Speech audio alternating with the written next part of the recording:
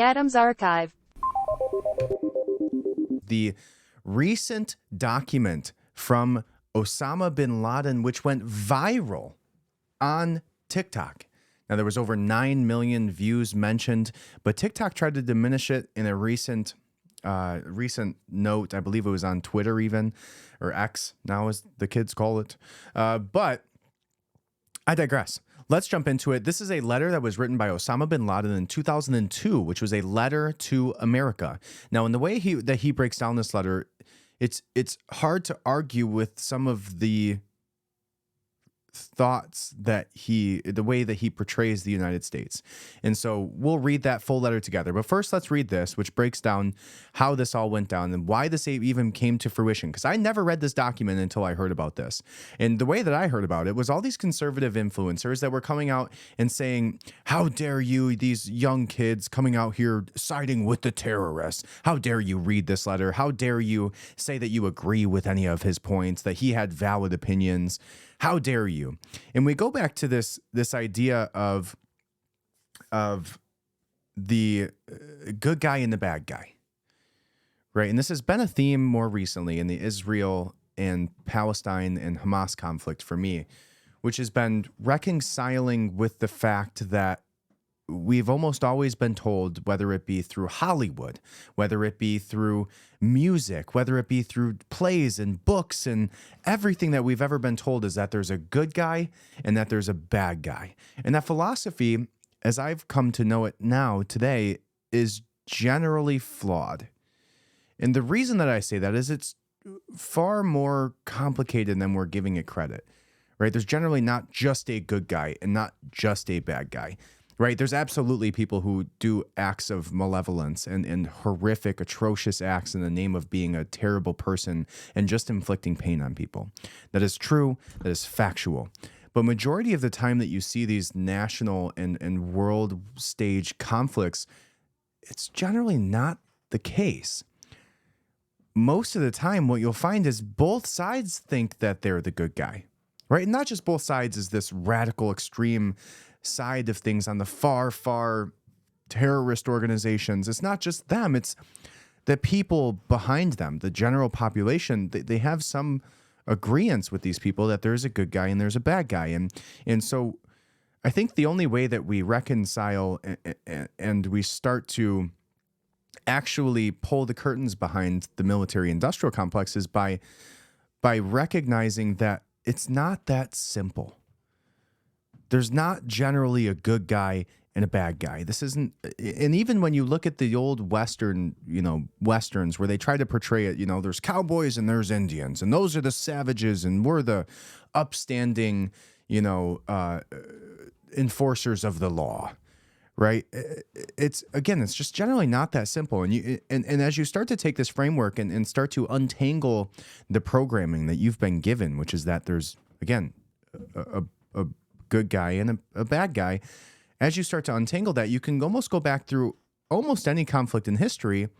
I say almost for a reason, but you can almost go back and look at any framework, any conflict, any large scale war, and you start to pull on some of the threads. Like, okay, there's an idea in debate and in I guess I don't know what to classify it as, but there's the idea of steel manning within an argument, which is essentially if I was taking the opposing individual or opposing force's position and trying to be as generous as possible and trying to make the most compelling argument for their side of the argument, for them being the good guy and me being the bad guy in this instance, how would I do so? How would I take critical thinking, and how would I critique my own position? And if you can do that, right, if you can actually steelman the argument and look at the conflict or the situation or the debate point that you're arguing and say, okay, if I had to take their position, if I had to steelman the case that X, Y, and Z was the good guy and now I'm the bad guy, how would I do that? And if you take that into the equation, you start to see that, okay, maybe there are some compelling opinions on maybe why we shouldn't be in this conflict to begin with, right? And maybe it's a sign of peace rather than return of fire in some instances. Now, again, that's not to say there's not reasons for war at certain points and for certain reasons. And if we are going to say that, in the instance of Israel versus Palestine, I would much rather them come out and just say, hey, we're taking our land back, almost the same way, that they tried to frame that as what it was for Russia, right? Russia not wanting Ukraine and NATO to infringe on their territory, or at least within the immediate vicinity of it. They even tried to go, oh, they're colonizing Ukraine. It's like, okay, that's not really what's happening here. So even if we were to be generous within the Israel and Palestine conflict and say, okay, they're doing this as a response and not just to colonize the area, which it seems more and more likely that they're just trying to take that area over. However, we'll get into that ceasefire a little bit later in here. But my point in this is that when you go back and you start to do those that unwinding and start to take that steelman argument and look at some of the things that have happened in history, whether it be to the United States or by the United States against other countries or individuals or organizations, you can start to, at the very least, steelman your argument. If you want to say that the United States is the good guy and every other country we've ever been in conflict with is the bad guy, and you want to die on that hill, you better be able to steelman that argument. And if you're not, you're just blindly following a religion, right? You're not even reading the textbooks, right? You're just blindly having faith that, oh, daddy has my back, right? Daddy government knows all and is essentially, giving blind faith into that institution, which we already know is corrupt. So whether you're right or you're left, you should think critically about these things and go back and start to pull on those threads. And that's what we'll do here today. So on that note, this comes from Time Magazine. And the article title is Why Osama bin Laden's Letter Went Viral.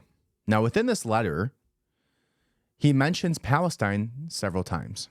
Okay, and I'll share this with you. So if you're on YouTube, you'll actually be able to see what we are looking at here together. If you're not on YouTube, you can always join us over there. And it's just the Adams Archive. So if you type that into YouTube at the very top, you'll be able to see what we're looking at.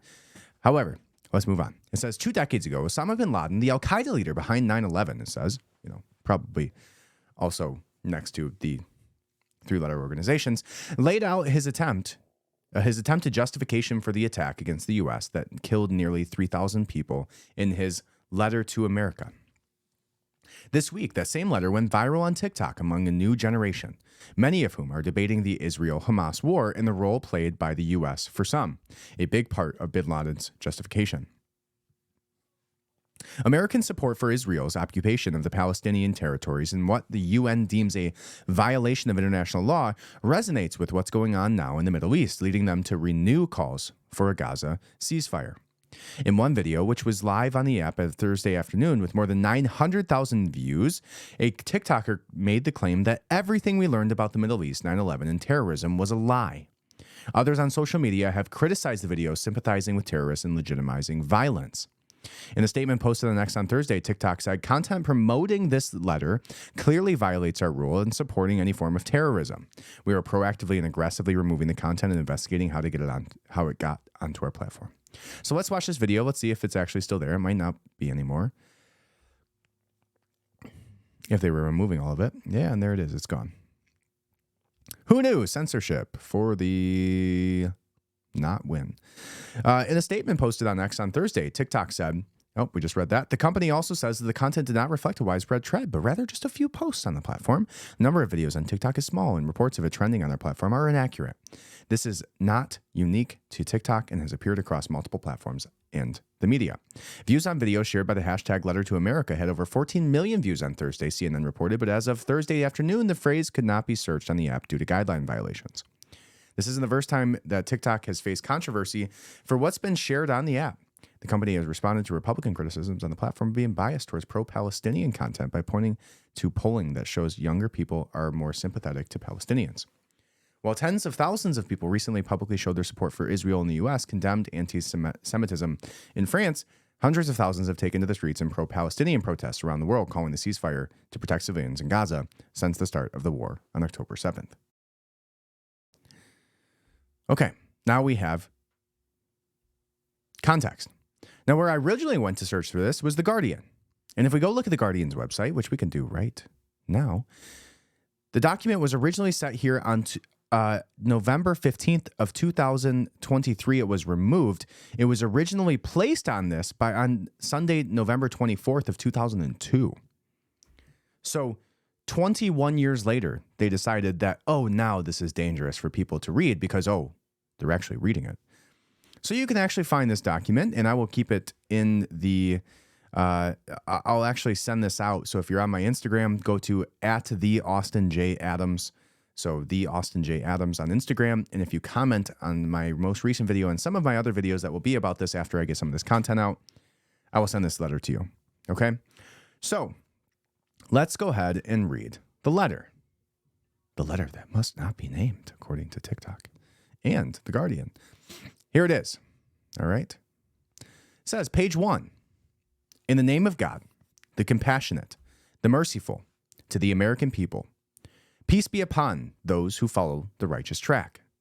Hereafter, the subject of my talk to you is in the overwhelming control of capital, money, and its effect on the ongoing war between us.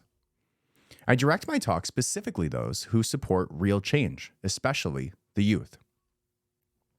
I say from the onset, your former president warned you previously about the devastating Jewish control of capital and about a day that would come when it would enslave you.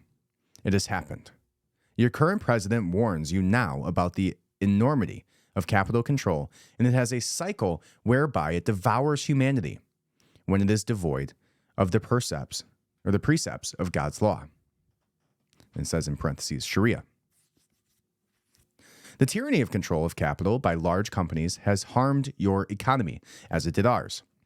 And that was my motivation for this talk. Tens of millions of you are below the poverty line.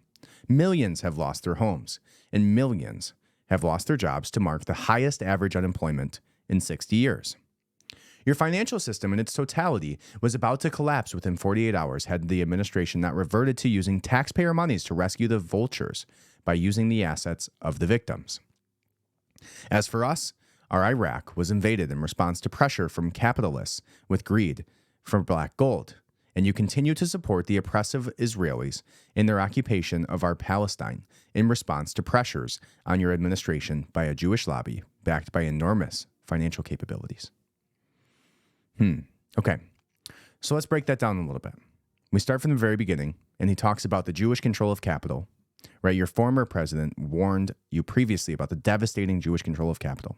This has been a pretty consistent conversation, right, surrounding the control of media within media, about the control within Hollywood and news corporations. And so this is in line with some very recent conversations that people are having. And that probably leads to why this had some effect of ringing true, especially when you bring in something like Palestine in the conflict and him referencing that occupation all the way back 21 years ago. So now what he says is the tyranny of control of capital by large companies has harmed your economy as it did ours. And that was my motivation for this talk. Tens of millions of you are below the poverty line. So now he's calling out the lack of care from our government surrounding people of low income, surrounding people who are homeless, surrounding, talking about the financial system in its totality was about to collapse within 48 hours had the administration not reverted to using taxpayers' money to rescue the vultures by using the assets of the victims. Essentially saying that the banking corporations, the banks, when they went bankrupt, they essentially took taxpayer money and then utilized that to bail the banks out. When the people who suffered the most from that was not the organizations, it was the individuals who banked with them, right? So he's saying your own government used your money to help the people who oppressed you to begin with. As for us, our Iraq was invaded in response to the pressure of capitalists, then talks about their greed for black gold, meaning oil. And you continue to support the oppressive Israelis in their occupation of our Palestine in response to pressures on your administration by a Jewish lobby backed by enormous financial capabilities. Now, what we look at there is the discussion surrounding the fact that and you continue to support the oppressive Israelis in their occupation of Palestine in response to pressures by your administration. Okay. So what we can get into from that is realizing that this has been a long-standing issue that has been bubbling below the surface for a very long time, right? This discussion around the powers that be, the individuals that we know, however many families that control a massive amount of wealth, right? You want to get more into that? Go back to the episode that I did on the Creature in Jekyll Island, which is a great book that was written surrounding the end of the gold standard and the rise of the Federal Reserve. Now go back and look at who the people were that were involved in that conversation. I believe it was 12 to 13 families that were on a private train together. And essentially on Jekyll Island, which is a small island, came up with the idea of the Federal Reserve and then implemented it perfectly. And they now control all of the world as a result of controlling the largest corporation or the largest country's capital, being able to essentially print money at will with no repercussions to themselves and just to the American people, right? In walks inflation. So now it goes on to say that an observer of the policies of the new administration realizes that the change is tactical and not strategic. It does not at all agree with the change you seek. There are very many indicators of this, especially concerning important matters related to your own security and economy, particularly the ongoing war between us. The previous administration was successful in implicating you in the wars against us under the premise that they are necessary for your security, or according to the promise that it would be short and would finish in 6 days or 6 weeks. 6 years has passed, and that administration is gone without realizing the victory. The man calling for change promised you victory in Afghanistan and set a time for withdrawal.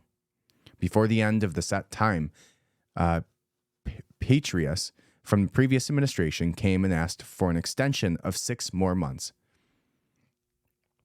If it was the 6-day war that started by President Bush and 6 years has not been enough to finish it, then the wise men should question how long would a 6-month war take and whether you would be able to fund a war that requires a large amount of money that weakens your economy and your dollar.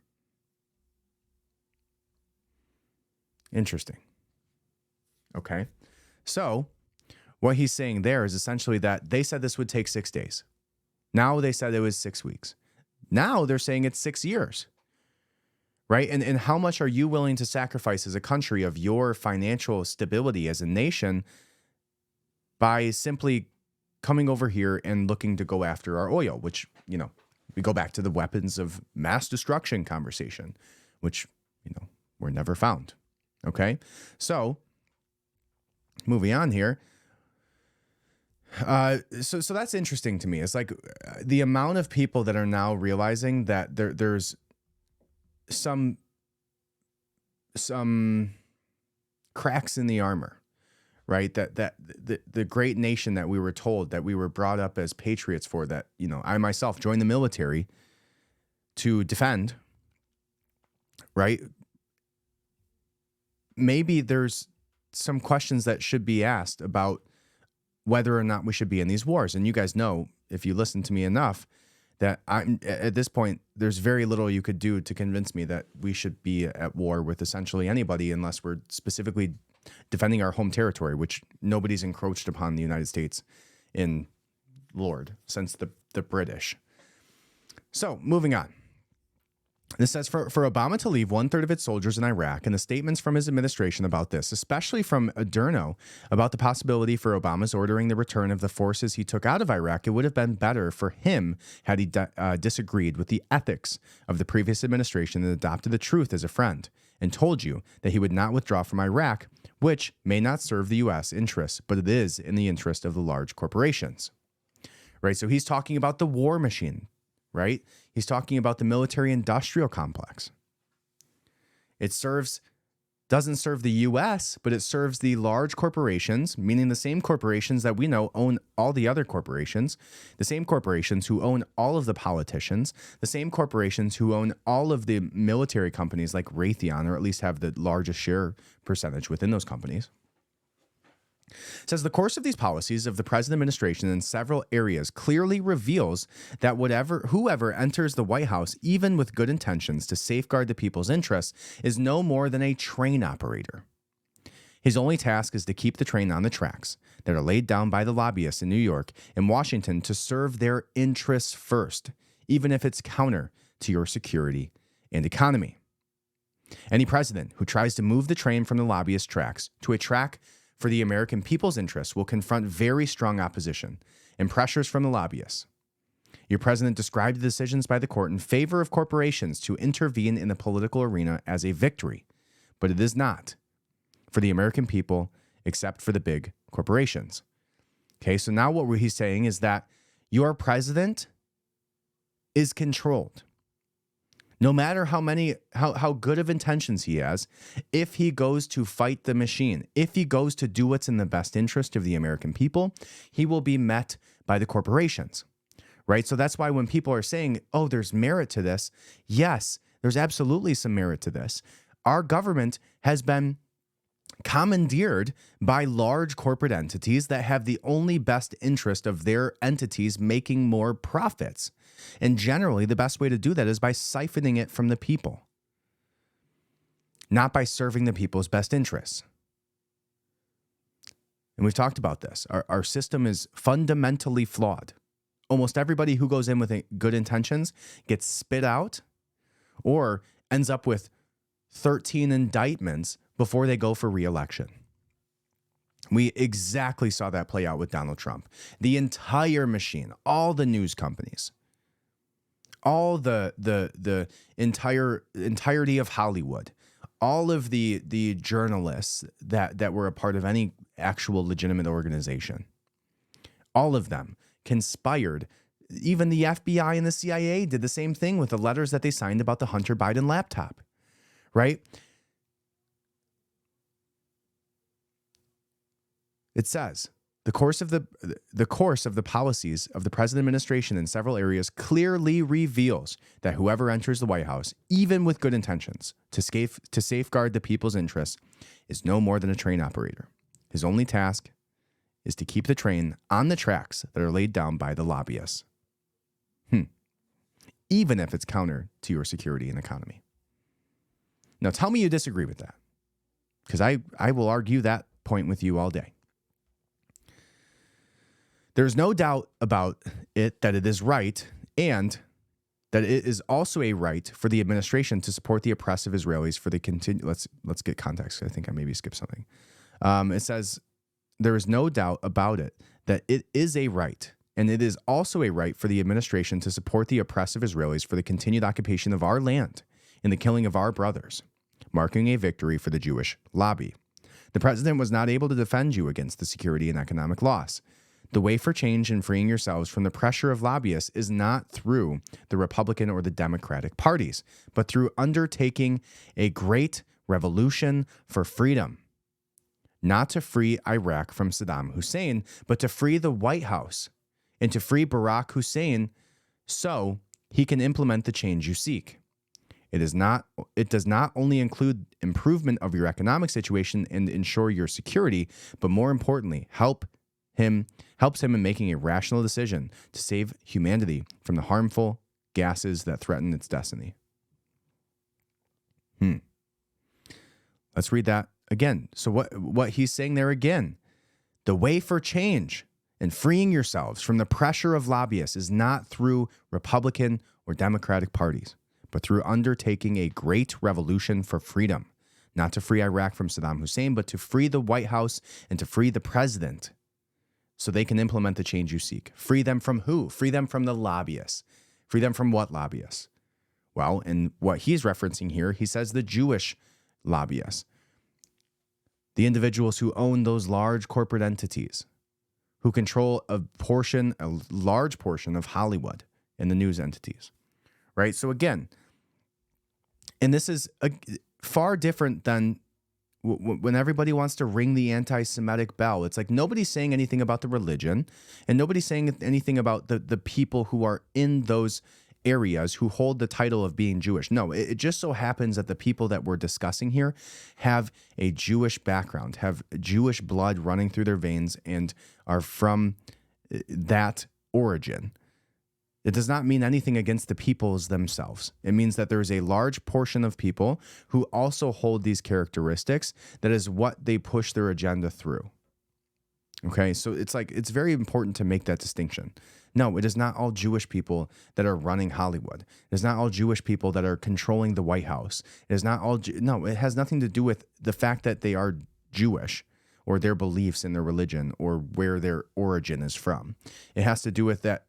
There is a small, very small, like handful of people and families in power that all have similar characteristic that unites them, which so happens to be that cultural background. So everybody crying anti-Semitic when you say, oh, don't bomb Palestinians, or don't agree with the fact that, there is a strong Jewish lobby, it's like you're missing the point. Love Jewish people. Love all my people. I have nothing against really any class or group or culture or background or ethnicity or race or religion. It's like that to me is such a low frequency, beta, uninteresting perspective to have that has just no value. There is no reason to have any distinction between people and say this group is this thing. No. But there is a way to categorize people based on that. And when a small group of people who hold those powerful positions hold that uniting culture, then it's going to be referenced, which is important to make a distinction of. Okay? Moving on. The British military governor in the United States used to have the right to appoint judges and mayors. Similarly, the corruption is deep and rooted now in all the higher authorities, thus giving authorities over to these officials or these offices to corporations. Subsequently, the higher court adjudicated their support of political financing by corporations under such circumstances. Now he's talking about the lobbying. Reading the book by the intellectual Thomas Paine helped your fathers in the revolution against the oppressors.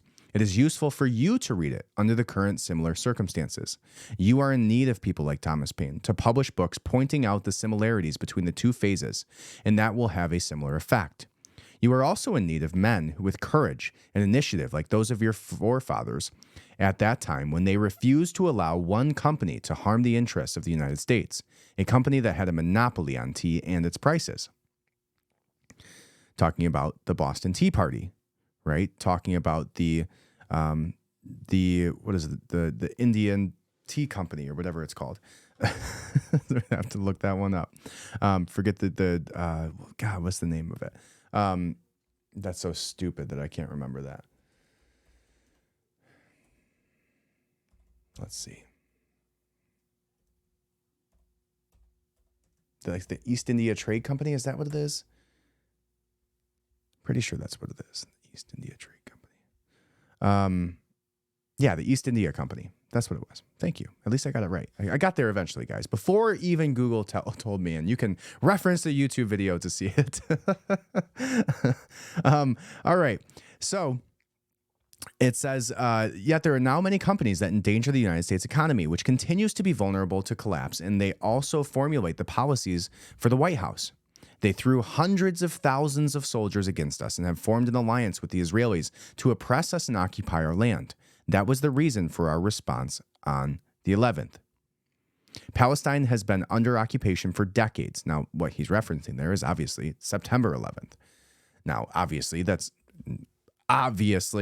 not a justification to commit acts of terrorism against random civilians, which has been the theme this whole year with the Israel and Palestine conflict. So again, don't agree with that. It's a horrific way to respond to this. The way that you respond to this is what this letter was attempting to do. Just do it more effectively.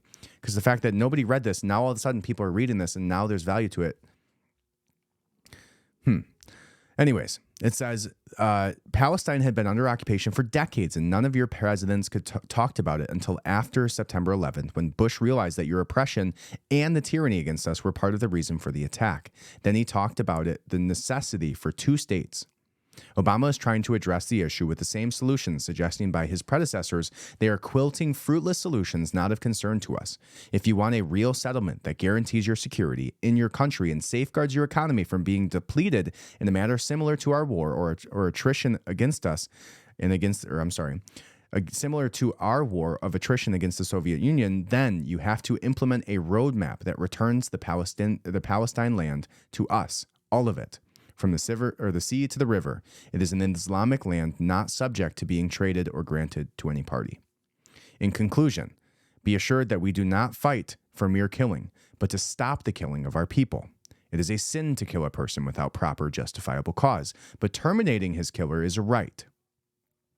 You should be aware that justice is the strongest army, and security offers the best livelihood. You lost it by your own making when you supported the Israelis in occupying our land and killing our brothers in Palestine. The road to safety starts with the stopping of aggression.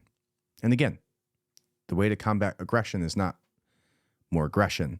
And the way to stop people from killing your people is not by killing their people. So, fundamentally disagree with him on that. Palestine should not be seen, and even in his own argument there, he says that it is a sin to kill a person without proper justifiable cause. Okay, 3,000 people on 9/11 that you killed without proper justifiable cause, regardless of the country that they lived within. Palestine should not be seen captive, for we will try to break its shackles. The United States shall pay for its arrogance with the blood of Christians and their funds.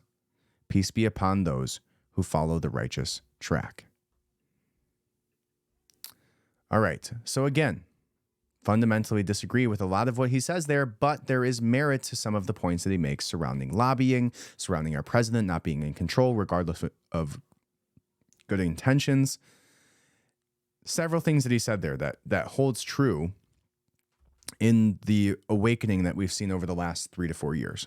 So when you see all these people shouting at, saying that anybody who reads this and agrees with any of the points made, that they're a terrorist, it's no, that you're missing the point. And we probably, if you hadn't already gotten to this point where you realize these things without reading a letter from Osama bin Laden, like maybe you should do that first. And there's far better ways to probably get to this point from far more intelligent, far less polarizing, far less bloodthirsty people than Osama bin Laden. So there's that. Like you could definitely get this point across without having to hear it from him. But that you see the censorship. You see the people coming out and calling, everybody a terrorist who reshares this or says that there's any merit to some of the points that he made about the occupation. And so I just wanted to get that out there. I think it's of value to actually read through these things and not just hear the headlines and just assume that everybody who makes any point about this is siding with a terrorist organization. Because again, I fundamentally disagree with the acts that were committed on behalf of this ideology, but that doesn't mean that there's no merit to some of the points that he made about the United States of America being flawed, because it is. And if you disagree with that, you're very likely brainwashed at this point. Adams Archive.